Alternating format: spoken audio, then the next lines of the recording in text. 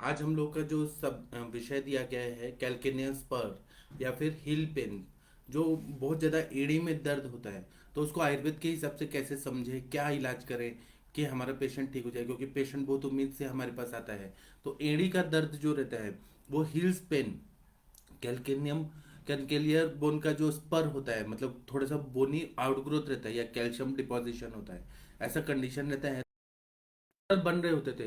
तो वहां पर ना वो जो मशीन में चलते रहता था, तो वहां पार्ट्स को जोड़ना पड़ता था। तो इन लोगों को 8-8 घंटे कंटिन्यू खड़े रहना पड़ता था।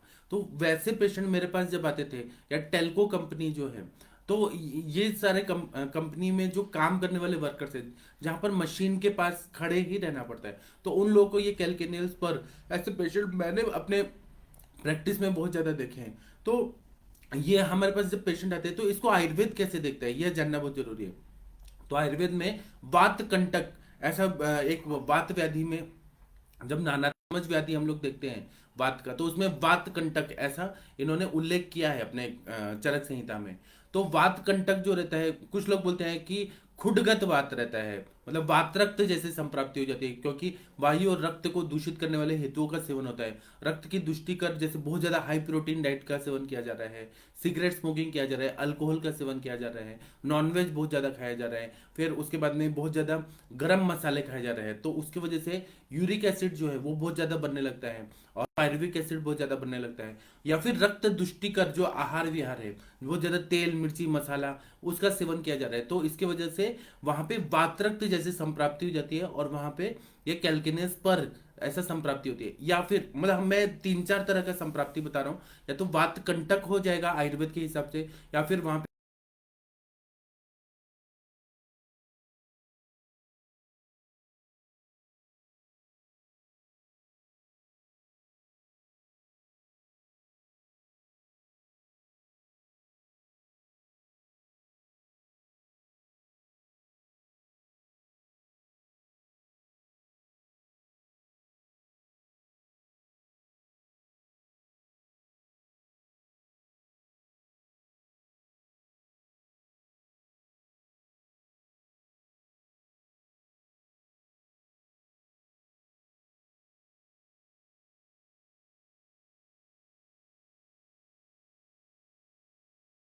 पेन बहुत ज्यादा होने लगता है। जो लोग कंटिन्यू 1-1 लीटर पानी पी लेते हैं या कोल्ड ड्रिंक्स पी लेते हैं, उनको ये बहुत ज्यादा पाया जाता है।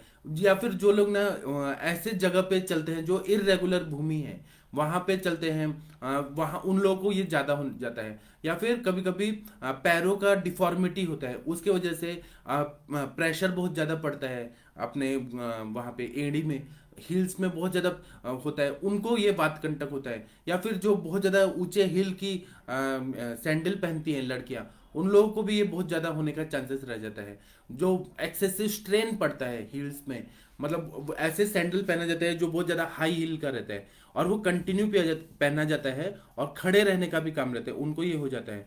या फिर जो लोग बहुत देर तक खड़े रहते हैं, बहुत सारे आप लोग शोरूम में जाते होंगे, लड़कियों को बहुत देर तक, जो वहां पे लड़कियां रहती है, उनको खड़ा रहना पड़ता है, मतलब मार्केटिंग के लिए ये सब, तो उनको ये ज्यादातर हो जाता है। या फिर जो हार्ड फुटवेयर पहनते हैं, बहुत ज्यादा चप्पल बहुत हार्ड पहनते हैं, या शूज बहुत हार्ड पहनते हैं, फ्लेक्सिबिलिटी कम रहती है, और वो पैर को ऐसे संकुचित करके बहुत देर तक रखना पड़ता है, उनको भी ये हो जाता है। या फिर बहुत ज्यादा प्रेशर पड़ता है हील्स पे या एंकल जॉइंट्स में, उनको ये किसी ना किसी तरह से वायु का प्रकोपक, अति सर्वत्र वर्जित ऐसा जो बताया है, उसका ही प्रकोप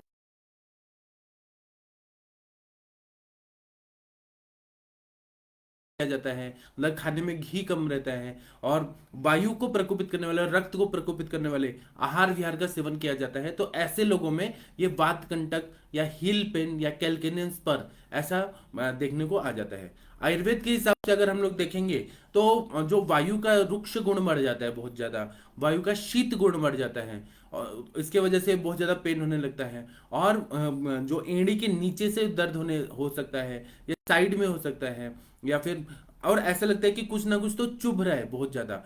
कभी कभी क्या होता है कि मसल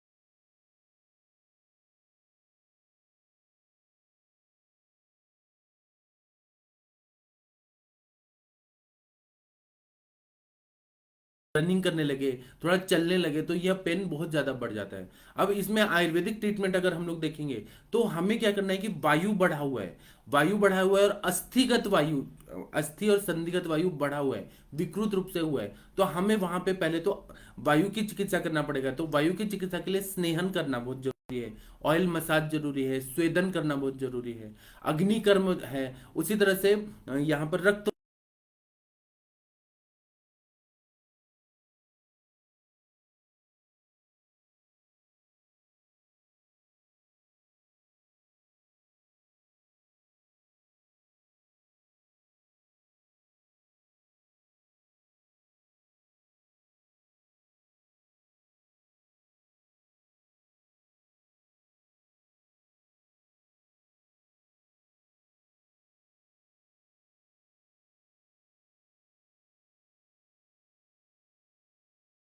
चप्पल बनवाने पड़ते हैं या फिर शूज बनवाने पड़ते हैं कि वह पेन ना हो वहां पे। उसी तरह से जब ठंडियों में और बारिश में बहुत ज्यादा होते हैं, तो हम लोगों को पेशेंट को बोलना चाहिए कि ज्यादा आप बाहर मत जाइए, ठंडियों में मत जाइए।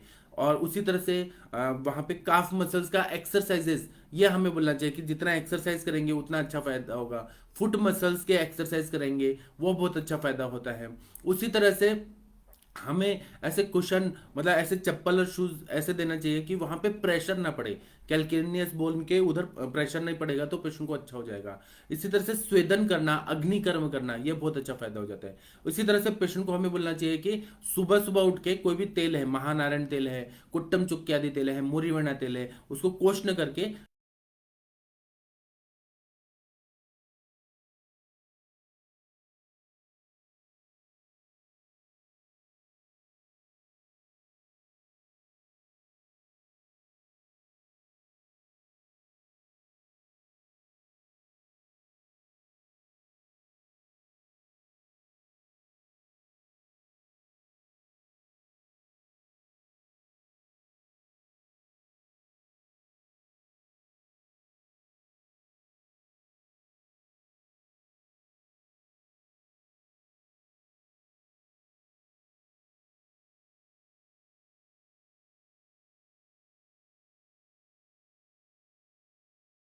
जाता है। उसी तरह से गर्म पानी लेना है, गर्म पानी में थोड़ा नमक डालना है, और पेशेंट जब भी आए ऑफिस से या कैसे भी, तो उसको बोलना है कि 20 मिनट से आधा घंटा तक आप वो गर्म पानी का जो है उसमें आप टब में डाल के और पैर को डुबा के रखिए। तो इससे क्या होगा कि दर्द में, वेदना में शमन हो जाएगा, क्योंकि वायु को शमन करने के लिए हमें उष्ण चीज चाहिए। और गर्म पानी में नमक डाल के करेंगे, नमक इसलिए कि दोषों का विलयन करता है, और वहां पे स्त्रोतज में जो दोष अटके हुए हैं उनका सर्कुलेशन अच्छा कर देता है, इसलिए नमक वाला किया। तो ये बहुत अच्छा फायदा हो जाता है। उसी तरह से ये स्नान के पहले भी कर सकते हैं, या फिर ऑफिस से आने के बाद में कर सकते हैं, तो इससे बहुत अच्छा फायदा होता है। इसके लिए फिर और कुछ कुछ दवाइयां जो रहती हैं उसका प्रयोग अगर हम लोग करें, तो जो हिल पेन है, कैल्किनस पर का जो पेन है, वात कंटक जिसको बोलते हैं, या पार्श्वनिक आश्रित जो शूल है, उसमें बहुत अच्छा फायदा होता है, उसका बहुत बढ़िया काम होता है। मधु यष्टि तेल, उसका बहुत अच्छा फायदा होता है। मधु यष्टि तेल का प्रयोग अगर हम लोग स्नेह पान कराते हैं, तो पीने से भी क्या होता है कि विरेचन होता है, थोड़ा विरेचन होता है, तो वात्रक की संप्राप्ति होती है, वह भंग हो जाती है, और उससे बहुत अच्छा फायदा होता है। इसी तरह से हम लोग और कुछ ऐसे लेप टाइप लगा सकते हैं, कुछ ऐसे कल्क लगा सकते हैं, जैसे कि लहसुन।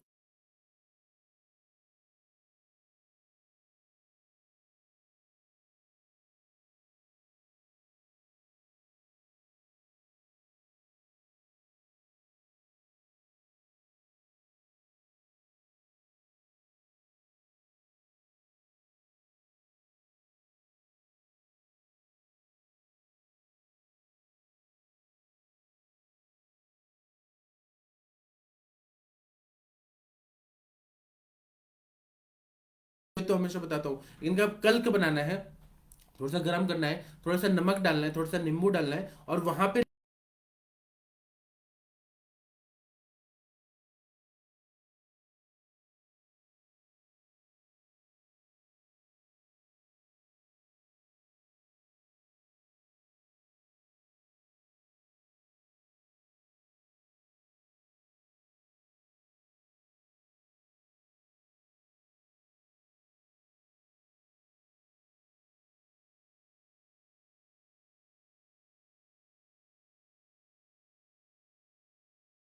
है और पोटली से सेक देना है, या फिर उसमें थोड़ा सा पानी डाल के गरम गरम उसका लेप ले, उपनाह की तरह पुलटिस टाइप ऐसे,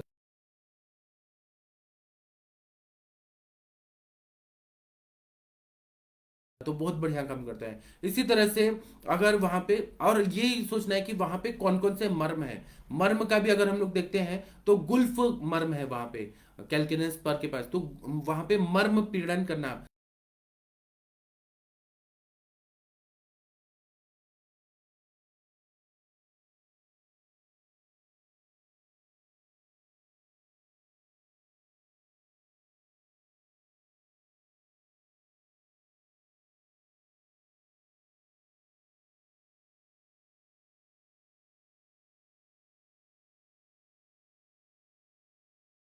तरह से वहां पे हम लोग और भी बहुत सारे द्रव्य यूज कर सकते हैं, मैं आप लोगों को बता रहा हूँ। इसमें हम लोग रासनादि गुग्गुल का प्रयोग कर सकते हैं, दो दो गोली सुबह शाम देंगे तो बहुत बढ़िया काम करता है। इसी तरह से गोक्षरादि गुग्गुल का प्रयोग करेंगे तो बहुत बढ़िया काम करता है। फिर रासना एरंड कषायम, इसका प्रयोग करते हैं तो वहां पे वेदना शमन करता है। फिर बला एरंड आदि कषायम, इसका प्रयोग करने से फायदा होता है। फिर विष मुष्टि वटी, विष मुष्टि आप लोगों को पता है, विष तिंदुक वटी, उसका प्रयोग करते हैं तो बहुत अच्छा फायदा होता है। फिर योगराज गुगुल का फायदा होता है। लहसुन शीर पाक का फायदा होता है। फिर बस्ती में हम लोग 101 शीर वाला तेल का बस्ती देते हैं तो बहुत अच्छा फायदा होता है। मतलब क्या है ना कि अगर हम लोग बस्ती देते हैं, और दूसरा बात है कि वहां पे जो बोन का ग्रोथ हो गया है उसका पाचन होना भी जरूरी है। अभी तक मैंने सारा चिकित्सा बताया, वहां पे सब बताया मैंने कि वहां पे वायु का शमन करना है, वहां पे पचन भी होना चाहिए। जो विकृत रूप से स्पर बढ़ गया है तो उसको पचाने के लिए अस्थि मज्जा पाचक, इसका अगर काढ़ा का प्रयोग करें या अस्थि मज्जा जो पाचक है उसका सिद्ध घृत दे दें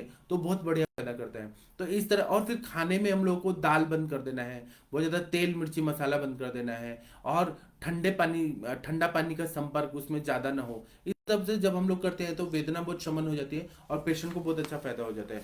अग्नि कर्म का बहुत बढ़िया इसमें फायदा होता है। मैंने देखा है कि अग्नि कर्म करने से और रक्त मोचन करने से इतना पेशेंट को इतना रिलीफ मिला है, इतना रिलीफ मिला है कि पेशेंट बोलते हैं कि आप हमारे पास, और 7-7 दिन के बाद पेशेंट हमारे पास आते हैं, वो बोलते हैं कि आप अग्नि कर्म करिए। तो अग्नि कर्म करने के लिए आप लोगों को पहले तो पेशेंट का जो हील है उसको उठा के और टेबल पे रख के और चेक करना है कि जहां कहाँ पे ज्यादा वेदना हो रही है, और जहां पर ज्यादा वेदना हो रही है वहां पे आप स्केच पेन से या मार्कर पेन से ऐसे बुन ऐसे ऐसे पॉइंट लगा दीजिए। और फिर वहां पर अग्नि शलाका जो रहती है हमारी, या फिर पंच धातु की शलाका हो सकती है, या स्वर्ण शलाका हो सकती है, या लौह ताम्र की हो सकती है, जैसा आप यूज करना चाहते हैं उसको पूरी तरह से लाल करके वहां पे ऐसे थोड़ा सा रखना है। तो इससे करने से बहुत बढ़िया काम होता है कि अग्नि कर्म से ये कैल्केनिया हील पेन जो रहता है वो काफी हद तक ठीक हो जाता है। फिर रक्त मोक्षण कराना है, जलौका को छोड़ दीजिए या फिर सिरावेद कर दीजिए, तो सिरावेद करने से भी बहुत अच्छे से दूषित रक्त निकल जाता है, उससे भी वेदना ठीक हो जाता है। और बस्ती चिकित्सा तो सर्वश्रेष्ठ चिकित्सा है, जितना बस्ती में तेल जाएगा उतना वायु का शमन होगा और वहां पे पेन कम हो जाएगा। जब एक्सट्रीम कंडीशन जब रहती है कि वो स्पर बहुत बड़ा हो गया है, बहुत बड़ा हो गया है, जो नहीं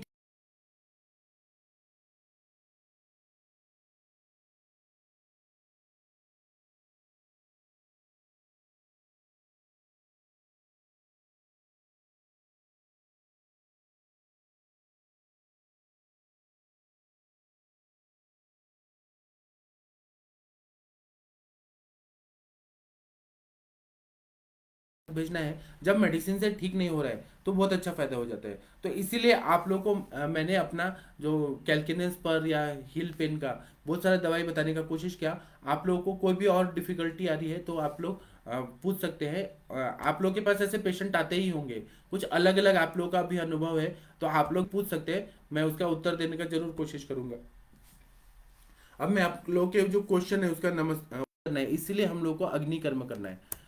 ये हर पेशेंट का अलग पॉइंट होता है, कोई फिक्स पॉइंट नहीं हो रहता है इसके लिए। और दूसरा क्या है, रुजाकर मर्म है, वहां पे कुर्च मर्म है, कुर्च शिरा मर्म है। तो वो मर्म के जो ज्ञाता लोग हैं वो आपको अच्छे से गाइड कर पाएंगे कि कौन कौन से मर्म पॉइंट दबाने हैं, उससे फायदा होता है।